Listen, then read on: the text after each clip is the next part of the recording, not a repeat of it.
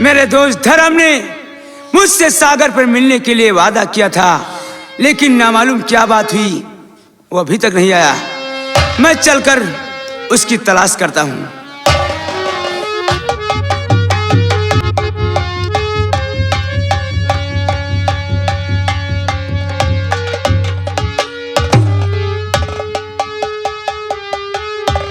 बेटा, मैंने आपका नाम नहीं पूछा था। बाबा, मेरा नाम धर्म है। वाह, वाकई बात, तेरे माँ बाप ने बड़ा प्यारा नाम रखा, धर्म। धर्म, मैं तुझे एक नसीहत देना चाहता हूँ। कौन सी नसीहत है बाबा? पहले तू मुझसे वादा कर कि तेरी तलवार कभी जब उठेगी तो जुर्म के खिलाफ उठेगी। हाँ बाबा, मैं वचन देता हूँ कि जिस वक्त मैं तलवार का धनी बन जाऊंगा तो ये तलवार जब भी उठेगी जुर्म के लिए, और एक ही आवाज होगी, सिर्फ इंसाफ। शाबाश। और एक बात है कि दुश्मन से जब भी लड़ना तब भी दिल और दिमाग से लड़ना। आओ बताओ।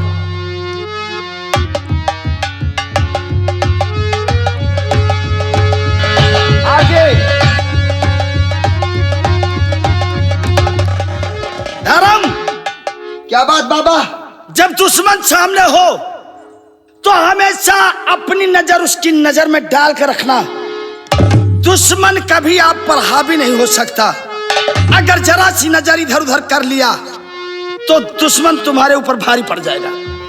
ठीक है बाबा, ये बात याद रखना। मैं दुश्मन की नजरों से नजर मिलाकर रखूंगा। बेशक, कभी नजर नहीं हटाऊंगा। आओ।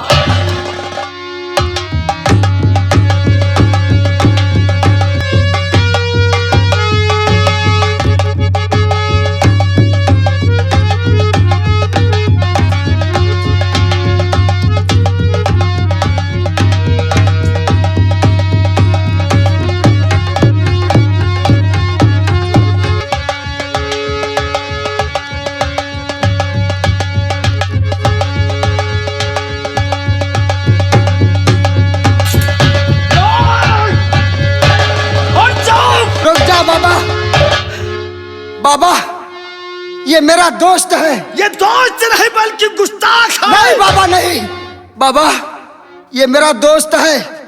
ये समझा कि शायद आप मुझ पर हमला कर रहे हैं, इसलिए ये आप पर टूट पड़ा। दोस्त? हाँ दोस्त। अरे ये बाबा मेरे गुरु हैं, ये मुझे तलवार चलाना सीख रहे थे। माफी मांगो। गुरुजी, मुझे क्षमा करना। मैं समझा कि मेरे दोस्त के ऊपर कोई दुश्मन वार कर रहा है।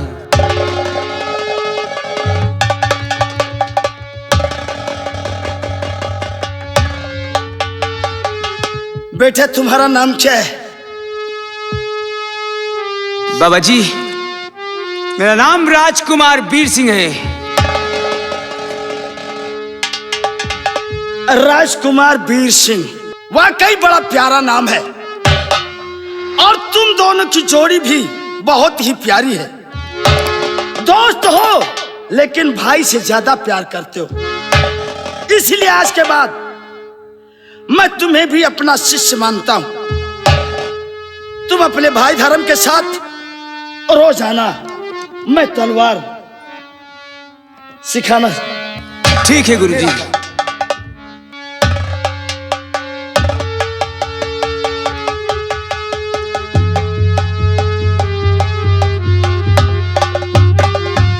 आपने मेरे दोस्त को भी अपना शिष्य बना लिया और कहते हैं धर्म के साथ आना। आप वीर को भी तलवार चलाना सिखाएंगे। जी लेकिन बाबा, जिस वक्त आपके पैरों को छुआ, ना मालूम आप सीने से लगाए तो ऐसा लगा मेरा कोई बरसों पुराना खोया हुआ मिल गया। यही तो मेरे समझ में भी नहीं आ रहा है कि काश आज मेरे बेटे होते तो इतने इतने होते। लेकिन ये भाग्य और नसीब साथ नहीं दे रहा है। तुम्हें छुआ तो ऐसा लगा जैसे तुम अपने हो। खैर ये मोह माया की बात है। जाओ और सुबह 8 बजे जरूर आ जाना। और हाँ, दवा में कुताही मत करना, वरना माफ ठीक है नहीं बाबा। करूंगा। अगर अब आपका आशीर्वाद मिल गया तो बाबा ये जख्म क्या है? जाओ बेटा जाओ। धर्म, एक बूढ़े बाबा के पास दुआ के सिवा कुछ भी नहीं है बेटा। बाबा और कुछ नहीं चाहिए मैं मुझे। तुझे हुनर दूंगा और दुआ दूंगा, बाकी कुछ नहीं दे सकता। लेकिन अपने बाबा को कभी भूलना नहीं। हर बात मानूंगा बाबा, आपको मैंने वचन दिया है। जाने वाले ओ जाने वाले, जाने वाले ओ जाने वाले, किया मैंने तुझको खुदा के हवाले। जाने वाले ओ जाने वाले, तेरा अल्लाह नी देवा, तेरा मौला नी देवा, तेरा अल्लाह नी देवा, तेरा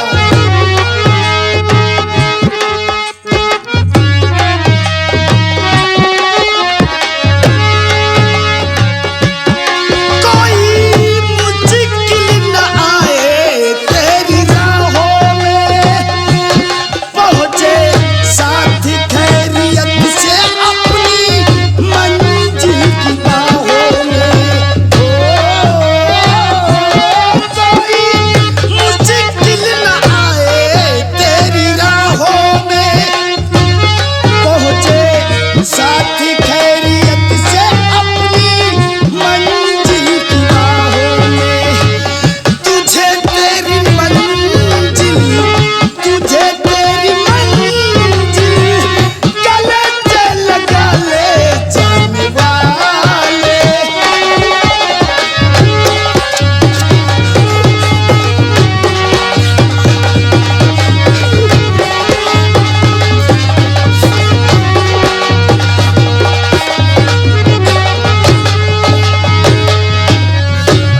तू है दिल के करीब, दूर आंखों से।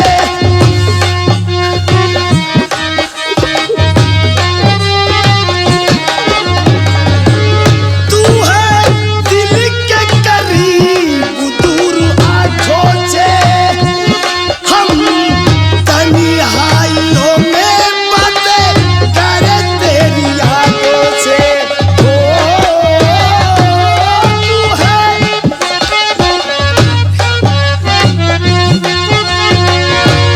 हम तन्हाइयों में बातें करें तेरी यादों से। फूल से दिल पे, फूल से दिल पे पड़ गए छाले। जाने वाले ओ जाने वाले, तेरा अल्लाह नी देवा, तेरा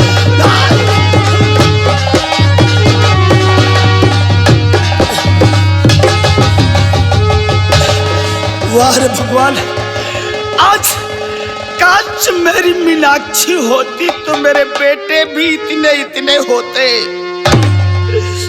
ज्वाला, किस मोह माया में तू फंस रहा है? ये तो दुनियादारी है।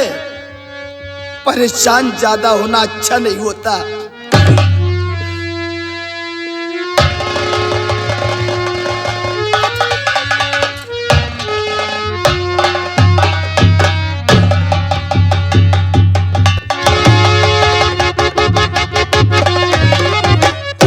गुजरा बेटा।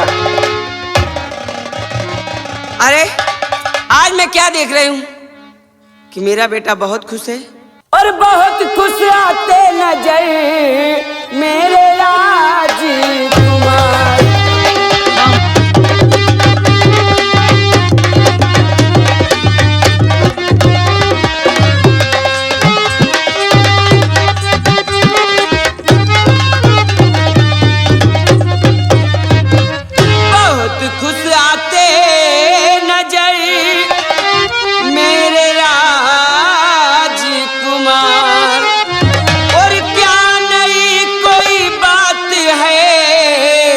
और दो मुझको बतला।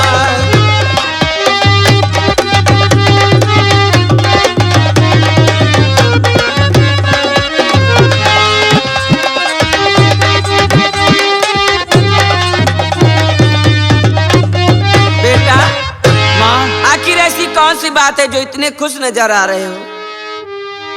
माँ, और खुशी हूँ माता इसलिए अपने दिल दरना।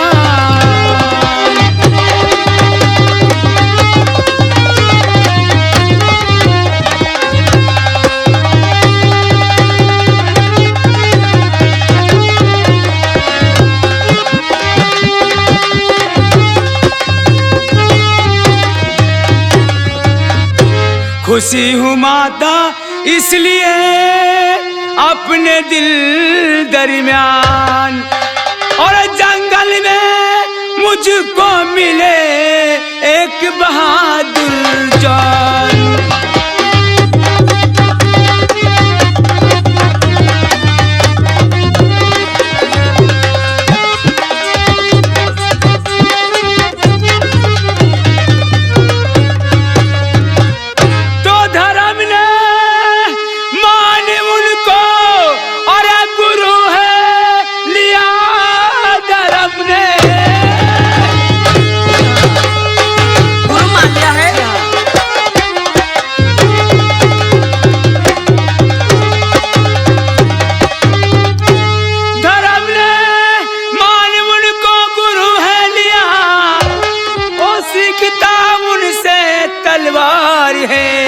अपनी आंखों से मैया देखा हूँ मैं, ओ बहादुर बड़े ए तो बलवान है।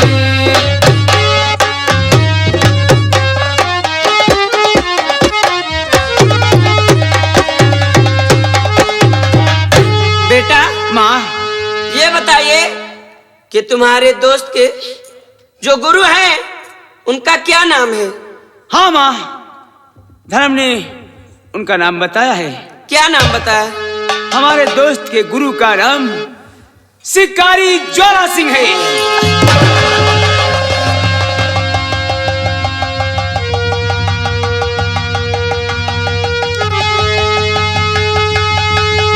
माँ,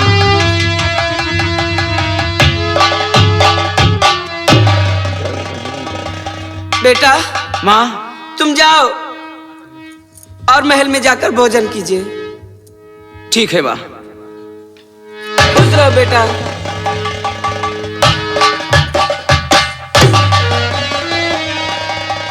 या भगवान,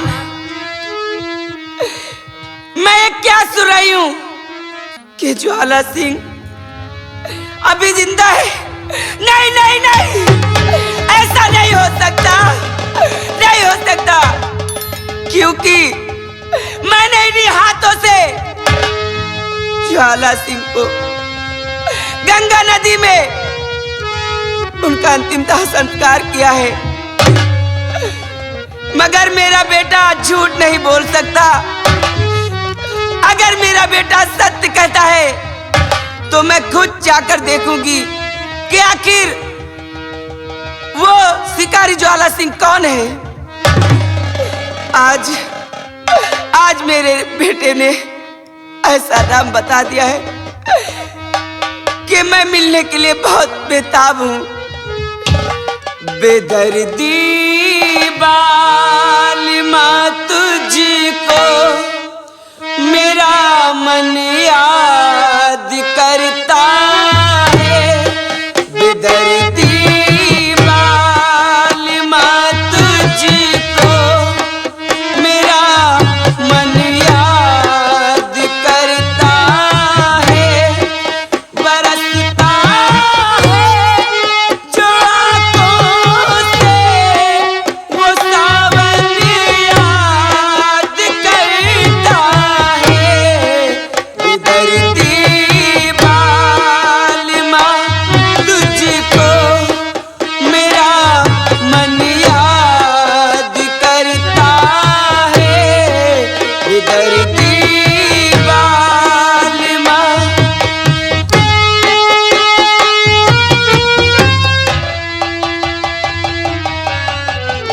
क्या मेरे भगवान, इतना टाइम हो गया अभी मेरे बच्चे नहीं आए। मीनाक्षी तू जहां भी रहे खुश रहे। काश आज तू मेरे पास होती तो मेरे बच्चे भी इतने इतने होते, लेकिन नसीब में नहीं बदा है। खुश रहे तू सदा ये दुआ है मेरी, खुश रहे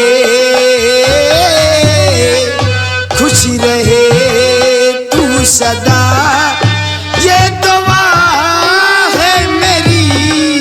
बेवफा ही सही, बेवफा ही सही, दिलरुबा है मेरी।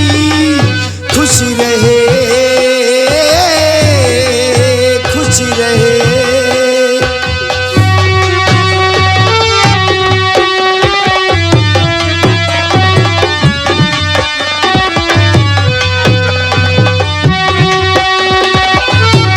मीनाक्षी एक बार तू देखने को मिल जा, जा मैं तन्हा रहूं तुझको महफिल मिले। हो जा मैं तन्हा रहूं तुझको महफिल मिले। दुगुने दे मुझे तुझको जाहिल मिले। बस यही आखिरी, बस यही आखिरी अब दवा है मेरी। खुश रहे खुश रहे।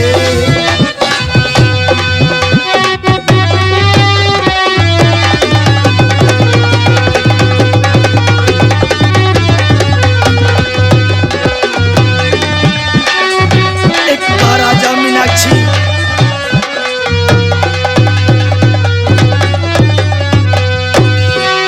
जिंदगी भर मेरे दिल को तड़ी पाएगा। हो जिंदगी भर मेरे दिल को तड़ी पाएगा। बात मरीने के ये साथ भी जाएगा। मौत ही आखिरी, मौत ही आखिरी बस दवा है मेरी। खुश रहे खुश रहे।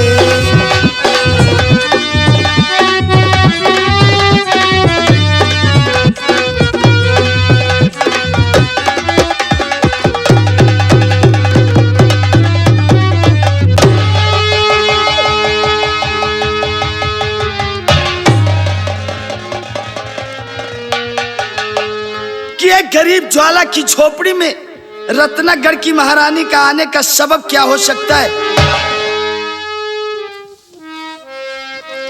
तो फौरन अब यहाँ से चली जाइए। देख लेगा कोई तो गजब होएगा।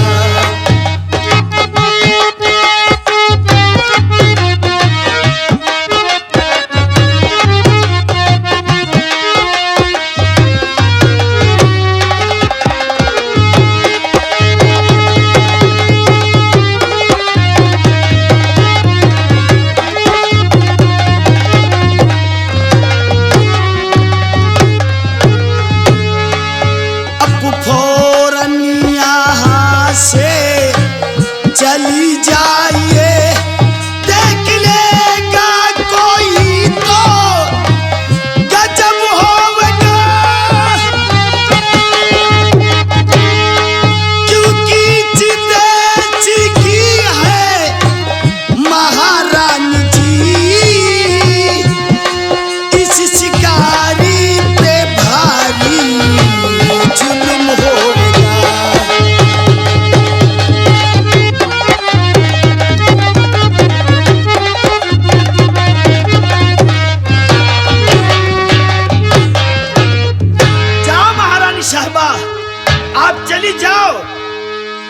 आखिर कोई देख लेगा तो क्या कहेगा? एक गरीब ज्वाला की झोपड़ी में एक रत्नागर की महारानी।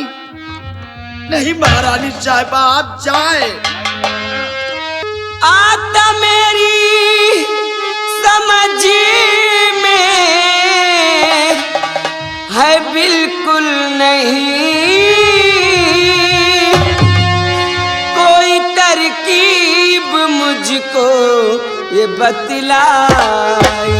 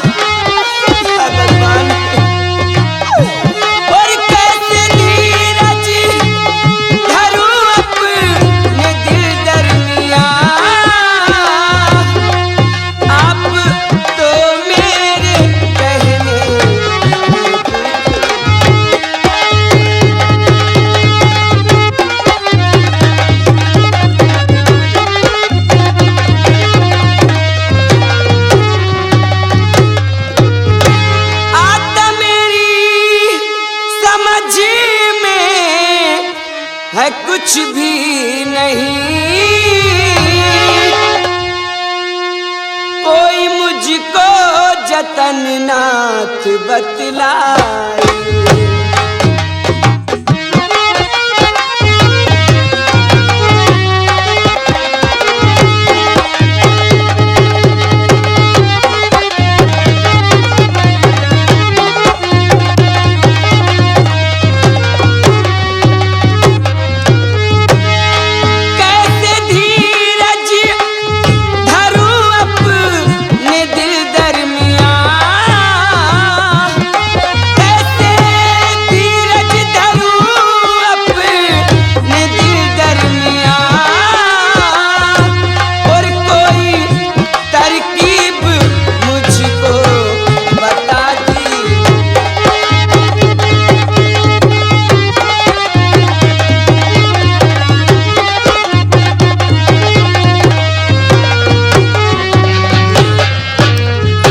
महारानी साहिबा, तुम कहना क्या चाहती हो? अब तो तुम एक रियासत की महारानी हो। ये गरीब ज्वाला की झोपड़ी में अगर कोई देख लेगा तो काश अब तो हमें जीने दो। तो मेरी महारानी तो मर और उसी दिन गई जिस दिन शादी तुम्हारी हुई रानी जी।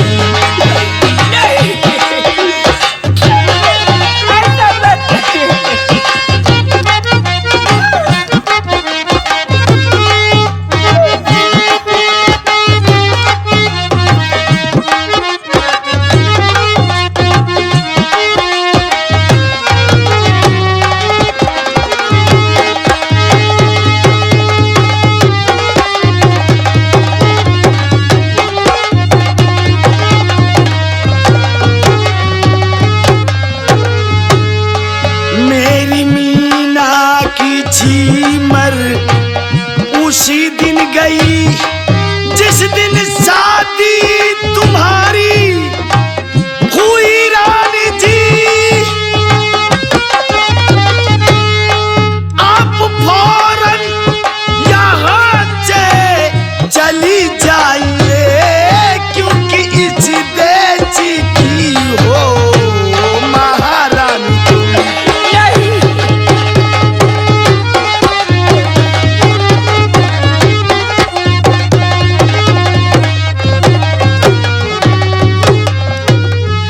महारानी साहिबा, आप भगवान के वास्ते चली जाए बेहतर होगा।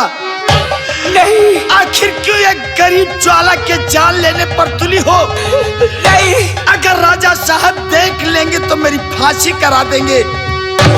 नहीं स्वामी, ऐसा मत कहिए। इसमें मेरी कोई खता नहीं है। इसमें तो मेरी मुकद्दर, सब मेरी मुकद्दर में तुम लिखे ही नहीं थे। जाओ महारानी साहिबा, अपनी हवेली जाओ और आराम से खुशियां मनाओ। नहीं, मुझे मेरे हाल पर छोड़ दो। नहीं स्वामी, अब मैं तुम्हें छोड़ के नहीं जाऊंगी। नहीं, ऐसा नहीं हो सकता, क्योंकि शायद तुम ये नहीं जानती हो कि स्त्री जो होती है वो अंगरक्षक होती है।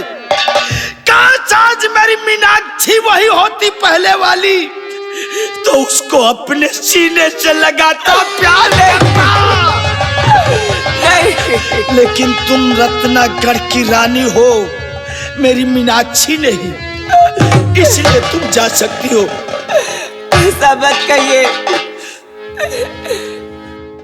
तुम ही मेरी मंदिर, तुम ही मेरी पूजा, तुम ही मेरी मंदिर, तुम ही मेरी पूजा, तुम ही देवता हो, तुम ही देवता।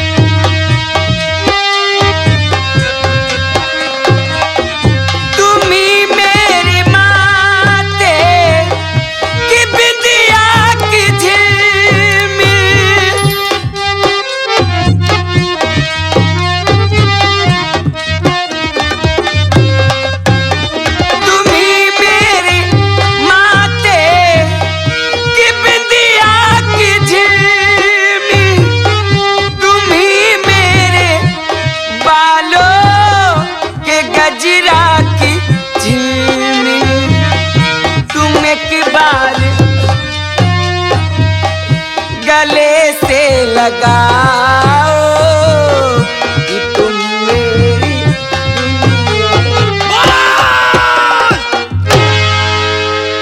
महारानी साहिबा, आप बेहतर होगी चली जाए, ज्यादा अच्छा होगा, वरना मैं अपने आप को कटारी मारूंगा। नहीं, मैं जा रही हूँ।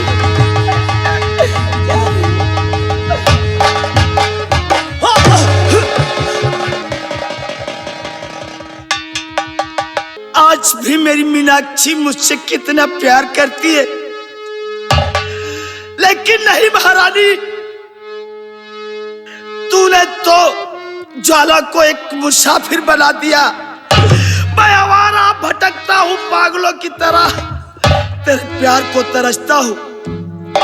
ऐसा लगता है कि जैसे कोई परदेसी दुनिया का भ्रमण कर रहा हो। और कोई परदेसी आया परदेश में,